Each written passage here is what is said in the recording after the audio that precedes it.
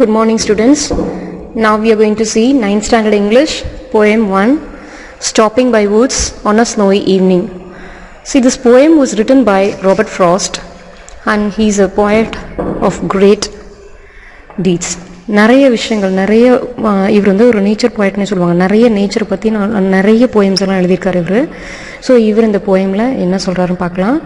So இதில் வந்து stopping by woods on a snowy evening அப்படின்னா, ஸ்டாப்பிங் பை வுட்ஸ், வுட்ஸ்னா இட் மீன்ஸ் ஃபாரஸ்ட்டில் ஒரு நாள் அவர் வந்து போயிட்டுருக்கப்போ, அவருடைய ஹார்ஸில் அப்படியே ரைட் பண்ணி போயிட்டுருக்கப்போ ரொம்ப அந்த ஈவினிங் வந்து ரொம்ப ஸ்னோயியாக இருக்குது, நிறைய பனிப்பொழிவு அதிகமாக இருக்குது. ஸோ அந்த டைமில் அங்கே அவர் ஸ்டாப் பண்ணி அந்த நேச்சர் வந்து அவர் வந்து அட்மயர் பண்ணுறார். ஸோ அதை பற்றின போயம் தான் இது. ஸோ இதில் அந்த லைன்ஸ் பற்றி பார்க்கலாம். Okay, yes, now we are going to see the lines of Stopping by Woods on a Snowy Evening, written by Robert Frost. Okay, yes. Whose woods these are, I think I know. His house is in the village though. He will not see me stopping here to watch his woods fill up with snow. My little horse must think it queer to stop without a farmhouse near. Between the woods and frozen lake, the darkest evening of the year, he gives his harness bells a shake to ask if there is some mistake. The only other sounds the sweep of easy wind and downy flake. The woods are lonely, dark and deep, but I have promises to keep, and miles to go before I sleep, and miles to go before I sleep. Okay, so now we'll see the poem. இப்போ poem பார்க்கலாம். So whose woods these are, I think I know. His house is in the village though. So இந்த poet என்ன சொல்றாங்க அப்படின்னா, whose woods these are, I think I know. இது whose அப்படின்னா யாருடைய woodsனா forest. Okay, காடுகள். ஸோ யாருடைய காடு இது these are, I think I know. இதெல்லாம் யாருடைய காடு, எனக்கு தெரியும். I think I know, நான் நினைக்கிறேன், எனக்கு தெரியும்னு நினைக்கிறேன் அப்படின்னு சொல்றாரு. His house is in the village though. அவருடைய வீடு இங்கே பக்கத்தில் இருக்கிற வில்லேஜில் தான் இருக்குது அப்படின்னு சொல்கிறாரு. அதுக்கப்புறம் என்ன சொல்கிறாங்கன்னா, he will not see me stopping here to watch his woods fill up with snow. அப்புறம் என்ன சொல்கிறாரு, நான் வந்து இந்த இடத்துல நின்று பார்த்துட்ருப்பேன் அப்படிங்கிற விஷயத்த, அவருடைய காடுகளெல்லாம் பார்த்துட்ருக்கேன் அப்படிங்கிற விஷயம் வந்து அவருக்கு தெரியாது அப்படின்னு சொல்கிறாரு. he will not see me stopping here, நான் இங்கே நிற்கிறது அவருக்கு தெரியாது. to watch his woods fill up with snow, அதாவது அவளுடைய காடுகள்லாம் இவ்வளோ அப்படியே பனினால அப்படியே மூழ்கி இருக்கிறத, அப்படியே வந்து நிறைந்திருக்கிறத அவருக்கு நான் பார்த்துட்ருக்குறேங்கிற விஷயம் அவருக்கு தெரியாது அப்படின்னு சொல்கிறாரு. my horse must think it queer to stop without a farmhouse near. அதாவது my little horse, என்னுடைய லிட்டில் இந்த ஹார்ஸ் வந்து என்ன பண்ணுது அப்படின்னா, மஸ்ட் திங்க் இட் குவீர், அது வந்து அது நினைக்குது என்னன்னா, திங்க் இட் குவீர் அப்படின்னா ஸ்ட்ரேஞ்ச் அப்படின்னு சொல்லுவாங்க. ஸ்ட்ரேஞ்ச் அப்படின்னா என்ன அப்படின்னா, ஒரு விசித்திரமான பார்வை. ஓகே, விசித்திரமான பார்வை பார்க்குது. என்னன்னா, எதுக்கு நம்ம மாஸ்டர் இங்கே நிற்கிறாங்க அப்படிங்கிற ஒரு விஷயத்த பார்க்குது. To stop without a farm house near, எதுக்காக இங்கே நிறுத்தியிருக்காரு, பக்கத்தில் ஏதாவது ஃபார்ம் ஹவுஸ் இருந்தால் நிறுத்தலாம், ஆனால் இங்கே எந்த ஃபார்ம் ஹவுஸுமே இல்லை, எதுவுமே இல்லை, ஜஸ்ட் காடு தான் இருக்குது, இங்கே எதுக்கு வந்து நிறுத்துறாரு அப்படிங்கிற விஷயம் அந்த ஹார்ஸ்க்கு புரியல. ஓகே, ஸோ அதனால வந்து my little horse must think it queer to stop without a farm house near, பக்கத்தில் எந்த ஃபார்ம் ஹவுஸும் இல்லாமல் எதுக்கு நிற்கிறாங்க அப்படிங்கிற விஷயம் அவருக்கு அதுக்கு புரியல. Between the woods and frozen lake, the darkest evening of the year. இப்போ எப்படி இருக்கு, பிட்வீன் த வுட்ஸ், அதாவது இவ்வளோ காடுகள், இவ்வளோ அடர்ந்த காடுகளுக்கு நடுவில் அந்த ஃப்ரோசன் லேக் அப்படின்னா உறைந்து போன அந்த லேக் அப்படின்னா ஏரி. ஓகே, ஸோ உறைந்து போன இந்த ஏரியெல்லாம் இருக்குது. ஸோ இந்த மாதிரி ஒரு அடர்ந்த காட்டில் இருக்கும். ஸோ இந்த darkest evening of the year, darkest evening அப்படின்னு சொல்கிறாங்க. ரொம்ப டார்க்கான ஈவினிங் இது, அதாவது ரொம்ப சீக்கிரமே இருட்டிடுச்சு. பகல் ரொம்ப, இப்போ நம்ம பார்த்தோம்னா குளிர்காலத்தில் எப்பயுமே வந்து நைட் வந்து அதிக நேரம் இருக்கும், அதே மாதிரி பகல் வந்து ரொம்ப கம்மியாக இருக்கும். ஸோ சீக்கிரமாக சன் செட் ஆகிடும், அதாவது சீக்கிரமாக சூரியன் வந்து மறைஞ்சு போயிடும் இல்லையா. ஸோ அந்த மாதிரி it is a darkest evening of the year. அது வந்து நம்ம இந்த வருஷத்தில் இது ஒரு டார்க்கஸ்ட் ஈவினிங், இந்த டைமில் இவர் எதுக்கு அது நடத்துகிறாரு அப்படின்னு சொல்லிட்டு அந்த ஹார்ஸ் நினைக்குது. He gives his harness bells a shake, he gives his harness bells அப்படின்னா இட் இஸ் நத்திங் பட் அந்த பெல்ஸ் வந்து இப்போ எப்பயுமே ஹார்ஸ் டாக்ஸ் எல்லாத்துக்குமே வந்து என்ன பண்ணுவாங்கன்னா பெல்ட் மாதிரி போட்டு அதில் ஒரு பெல்ஸ் மாதிரி வச்சுருப்பாங்க. ஸோ அந்த ஹார்னஸ் பெல்ஸ் வந்து அது ஷேக் பண்ணுது. கிவ்ஸ் இட் ஒரு அசைவு கொடுக்குது.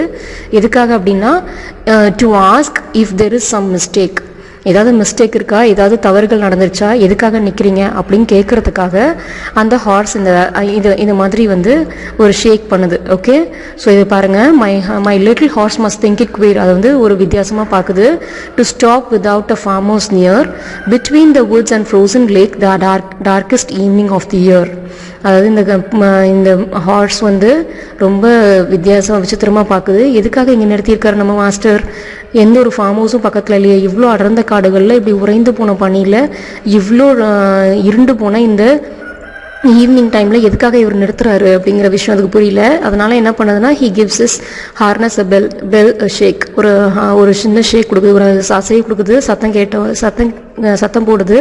ஸோ ஏதாவது மிஸ்டேக்கா, ஏதாவது ப்ராப்ளமா அப்படின்னு சொல்லி கேட்கறதுக்காக ஜஸ்ட் கிவ்ஸ் ஒரு சிம்பிள், ஒரு அசைவு கொடுக்குது. Okay, so the only other sounds the sweep of easy went and downy flake. அந்த ஹார்னஸ் பெல்லுடைய சவுண்டு கூட இன்னும் என்ன சவுண்ட் கேட்குது அப்படின்னா த ஒன்லி அதர் சவுண்ட்ஸ், இன்னொரு சவுண்டு என்ன அப்படின்னா the sweep of easy wind.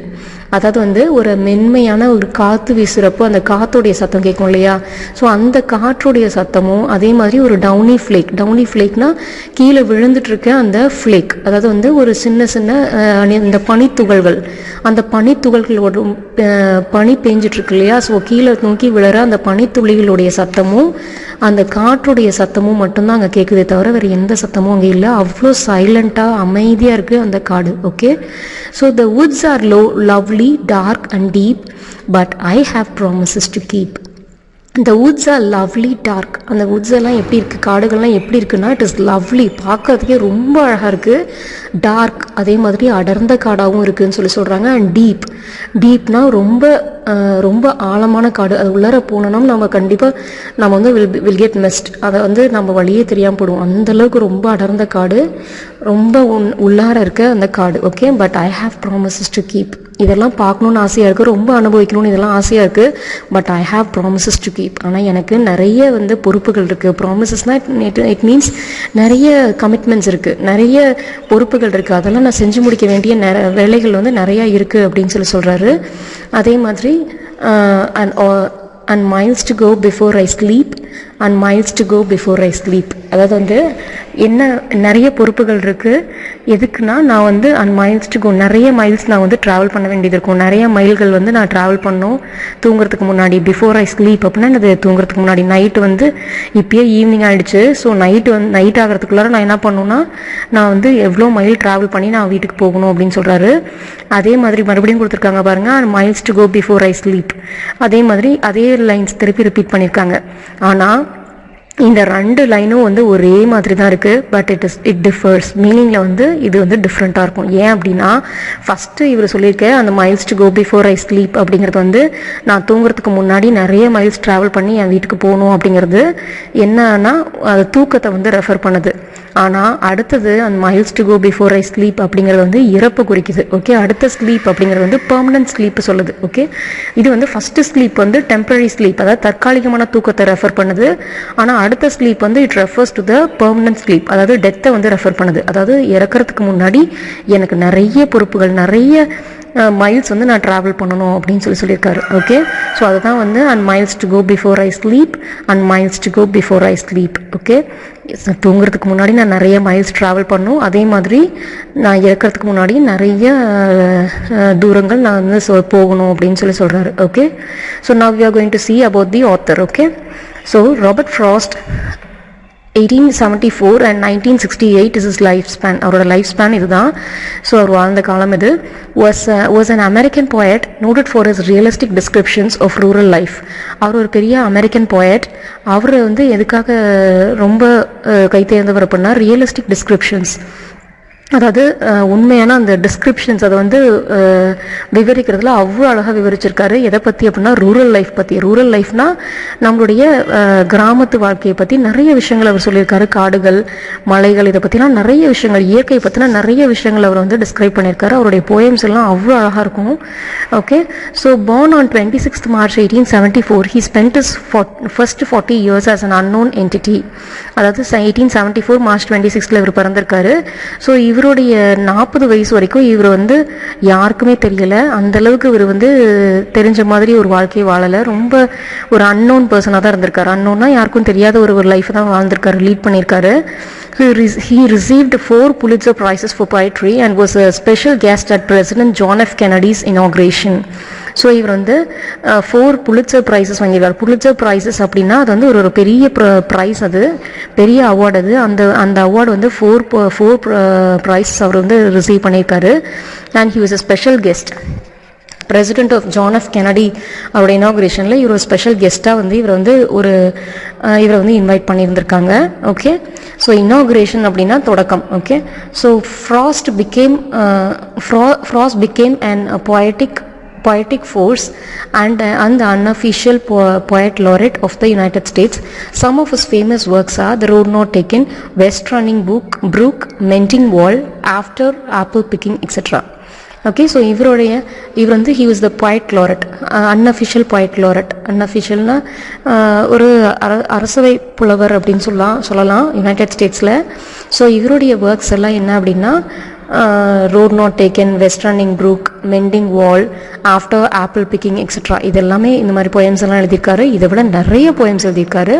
அதில் ஒரு போயம் தான் the stopping by woods on a snowy evening. Okay, thank you.